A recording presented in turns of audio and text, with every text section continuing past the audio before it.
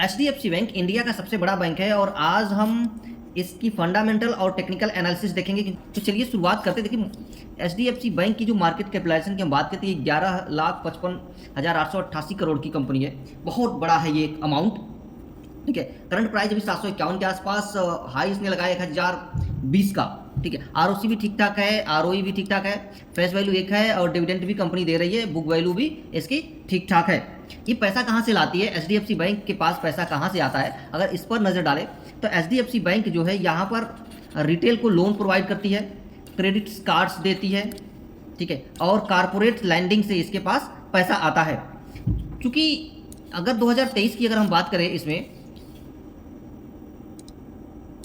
2023 में इसका मर्जर हुआ था, HDFC लिमिटेड के साथ इसका मर्जर हुआ, जो इंडिया का बिगेस्ट बैंकिंग मर्जर था। शॉर्ट टर्म में इसके ऊपर प्रेशर बना हुआ है, लॉन्ग टर्म में ग्रोथ अपॉर्चुनिटीज में बहुत अधिक है।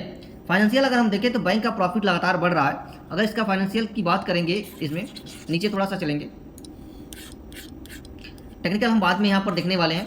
पहले यहाँ पर देखें तो इसका जो प्रॉफिट है, नेट प्रॉफिट अगर देखें, देखिए ये इसका नेट प्रॉफिट है। तो नेट प्रॉफिट की बात करें फाइनेंशियल में नेट प्रॉफिट की, तो देखिए 12,735 करोड़, फिर 12,634, 12,400, 300, 17,000, फिर 17,000, 18,000, 17,000, 18,000, 18,000, 19,000, 17,000, 20,000, 20,000 करोड़। यानी लगातार इसका जो प्रॉफिट है बैंक का ये बढ़ रहा है। लेकिन ग्रोथ पहले जितनी फास्ट नहीं है, इसमें ग्रोथ जो है अभी इस स्टॉक में रुकी हुई है, क्योंकि मार्केट पूरा जो है हमारा जो स्टॉक मार्केट है पूरा बदल चुका है, इसका स्ट्रक्चर ही बदल चुका है। पिछले 2-3 सालों से FIIs लगातार पैसे निकाल करके भाग रहे हैं, ठीक है।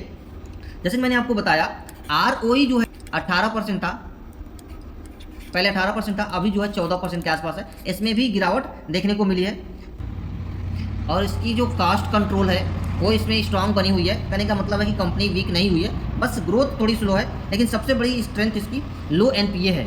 इस कंपनी की जो लो NPA है ये सबसे बड़ी इसकी इंटरेस्ट है, क्योंकि यहाँ पर टोटल ग्रॉस इसका NPA देखा जाए तो यहाँ 1% है, और नेट NPA अगर देखिएगा, नेट NPA की बात करें तो ये 0.3%। ये सबसे यहाँ पर एक पॉजिटिव, क्योंकि चूँकि बैंक है तो इसका मतलब ये हुआ कि इंडिया का ये सेफेस्ट बैंकों में से एक है, ये डिफाल्टर नहीं है, ठीक है।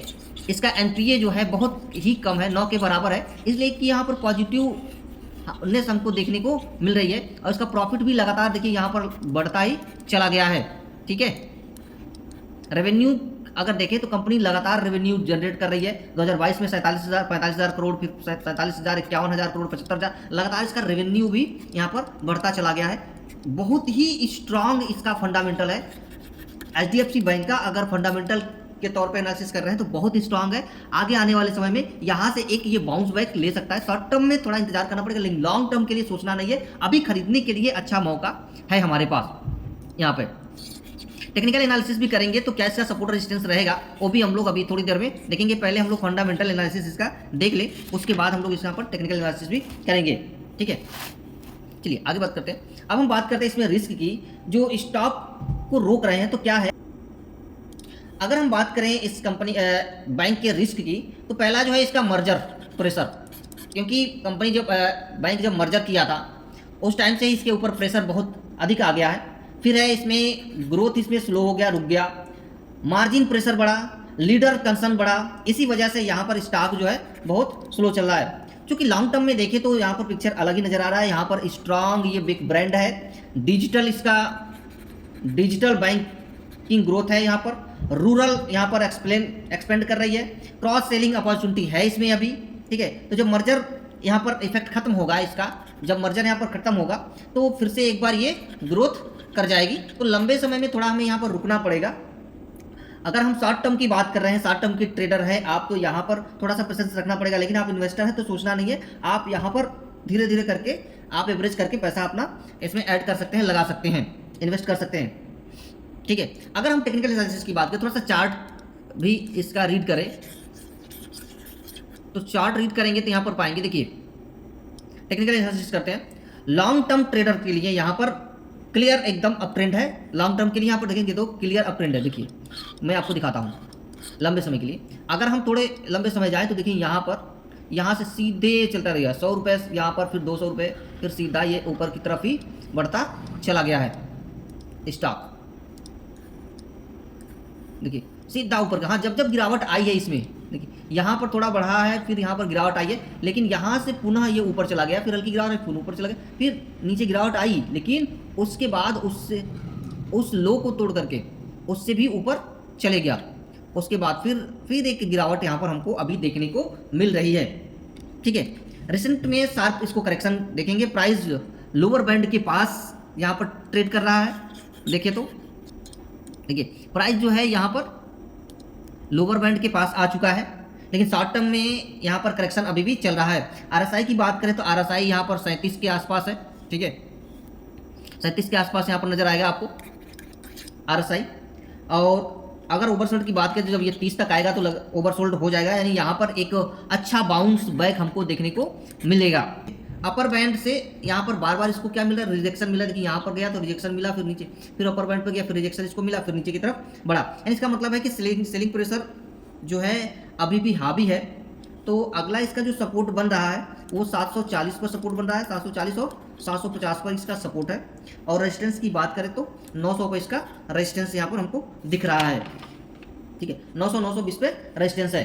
तो चार्ट हमारा क्या बता रहा है, तो चार्ट ये बता रहा है कि जो भी रिटेल है वो पैनिक में सेल कर रहे हैं। इंस्टीट्यूशन धीरे धीरे इसको एक्यूमुलेट कर सकते हैं, क्योंकि यहाँ पर इसका जो स्ट्रांग फंडामेंटल है प्लस सपोर्ट है ये काफ़ी अच्छा है। तो इस वजह से यहाँ पर जो बड़े इंस्टीट्यूशन है यहाँ पर धीरे धीरे बाइंग कर सकते हैं और एक अच्छा बाउंस बैक में उन्हें अच्छी यहाँ पर अपॉर्चुनिटी ग्रोथ यहाँ पर देखने को मिल जाएगी, अच्छी यहाँ पर प्रॉफिट बन जाएगी।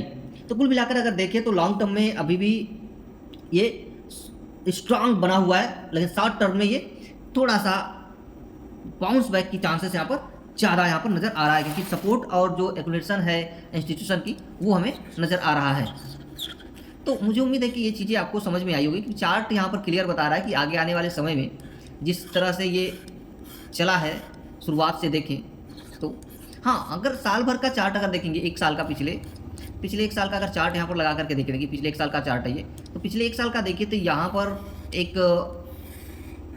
एक ही रेंज में ये चला गया, कंसोलिडेट होकर के यहाँ पर रह गया है, कंसोलिडेशन फेज में ही चलता चला गया। वहाँ से एक गिरावट आई है, एक करेक्शन देखने को मिला है, के ऊपर जो है काफ़ी प्रेशर रहा, जिसके वजह से यहाँ पर इसके स्टॉक में गिरावट देखने को मिली। अब हम इसका शेयर होल्डिंग पैटर्न्स देखते हैं कि आखिर इसमें गिरावट क्यों आ रही है, कौन इसको बेच रहा है। तो देखिए यहाँ पर सितंबर 2023 में FII 52.13% थे, यहाँ पर 52.31%, यहाँ पर उसने अपनी होल्डिंग बढ़ाई, लेकिन यहाँ पर अचानक से 2024 से बेचना इन्होंने शुरू किया तो 47.83%, फिर 27.17%, फिर 48, यहाँ पर थोड़ा सा फिर से बढ़ाया, यहाँ पर थोड़ा और बढ़ाया दिसंबर 2024 में, लेकिन यहाँ पर थोड़ा सा बेचा, सेलिंग किया, यहाँ पर भी सेलिंग किया, यहाँ पर भी सेलिंग है, यहाँ पर सेलिंग किया और यहाँ पर तो अधिक सेल कर दिया, जिसकी वजह से 2026 में यहाँ पर लगातार हमको गिरावट देखने को मिली। और पब्लिक की बात करें तो देखिए 17.30, यहाँ पर 16, 18, 16%, 16%, 16%, 15%, यहाँ पर पब्लिक भी सेल कर रही है और FII भी सेल कर रही है। DII की देखें तो DII अपनी लगातार होल्डिंग इसमें बढ़ा रही है, यहाँ पर 30%, 30%, 33%, 35%, 35%, 34%, 35%, 35%, जून 2025 में 36%, DII अपनी होल्डिंग बढ़ा रखे, 40% कर लिया, क्योंकि यहाँ पर ये दो लोग बेचे हैं लगातार, जिसकी वजह से शेयर्स के भाव जो है गिरे हैं। गवर्नमेंट ने भी अपनी होल्डिंग बढ़ाई है यहाँ पर, तो यहाँ पर DII और गवर्नमेंट ने होल्डिंग बढ़ाई है, पब्लिक और FIIs ने मिलकर जमकर के बेचा है, जिसके वजह से इसमें गिरावट देखने को मिली है। अगर इसके कैश फ्लो की बात करेंगे हम, ठीक है, टेक्निकल और फंडामेंटल हम दोनों ही लेकर के साथ में चल रहे हैं, तो इसके अगर हम कैश फ्लो की बात कर लें, थोड़ा सा कैश फ्लो देखें कितना है इसका, ठीक ठाक है कि नहीं। हाँ देखिए कैश फ्लो, देखिए इसका कैश ऑपरेटिंग जो सिस्टम है लगातार यहाँ पर उसमें भी बढ़ोतरी देखने को मिली, 42,004,211 करोड़, माइनस 21,000, माइनस 34,000, फिर 17,000 करोड़, प्लस में फिर 17,000 करोड़, फिर माइनस, फिर प्लस, फिर माइनस, फिर प्लस, यहाँ पर माइनस, फिर 1,27,244 करोड़। मार्च 2025 में काफ़ी भारी इजाफा हुआ है, सीधे 19,000 से सीधे 1,27,000 करोड़, भयंकर इजाफा हुआ है। तो नेट कैश फ्लो भी आप देख सकते हैं, यानी कंपनी के पास पैसा लगातार आ रहा है। कहाँ से आ रहा है ये भी मैंने बताया, क्योंकि बैंक है चूँकि, तो इसके पास खुद की कोई एसेट है नहीं, जिसके पास जो एसेट होगी वो लोन से पैसा आता है, ये लोन प्रोवाइड करती है, क्रेडिट कार्ड हो गया, कारपोरेट लैंडिंग हो गया, रिटेल से पैसा आता है, जो वही इसके पास इसकी पूंजी है। ठीक है, तो मुझे उम्मीद है कि ये सारी चीज़ें आपको समझ में आ गई होगी। और कोई डाउट नहीं होगा। तो अगर हम लंबे समय के लिए इसमें इन्वेस्ट करते हैं तो हमारे पास एक अपॉर्चुनिटी है। अगर हम शॉर्ट टर्म ट्रेडर हैं तो हमें थोड़ा सा पेशेंस रखना पड़ेगा। आपको मैंने बताया यहाँ पर कि सपोर्ट और इसका रेजिस्टेंस क्या है। 720 के आसपास इसका सपोर्ट है। यहाँ पर अच्छी बाइंग बन रही है, ठीक है। और रेजिस्टेंस की बात करें तो 900 पे इसका रेजिस्टेंस है। अच्छी बाइंग की देखिए यहाँ पर सपोर्ट हमको दिख भी रहा है, ठीक है। यहाँ पर एक सपोर्ट अच्छा खासा दिख रहा है, यहाँ से बाउंस बैक लिया है इसने, ठीक। और आगे बढ़े तो यहाँ पर भी देखिए तो एक अच्छा खासा सपोर्ट, देखिए यहाँ पर एक सपोर्ट दिख रहा है यहाँ पर। तो यहाँ से आप बाइंग कर सकते हैं, यहाँ से आगे करके यहाँ से पुनः ये बाउंस बैक यहाँ पर कर सकता है कि देखिए यहाँ पर एक इसका जो ये सर्कल है वो लगभग पूरा हो जाएगा। देखिए ये सर्कल, यहाँ पर सर्कल देखिए गिरावट हुई, फिर ऊपर गया, फिर नीचे, फिर यहाँ पर गिरावट हुई, फिर ऊपर जा सकता है यहाँ से। तो इसका ये सर्कल जो है कंप्लीट होने वाला है और यहाँ से एक बाउंस बैक इसमें आ सकता है। क्लियर हो गया चीज़ें?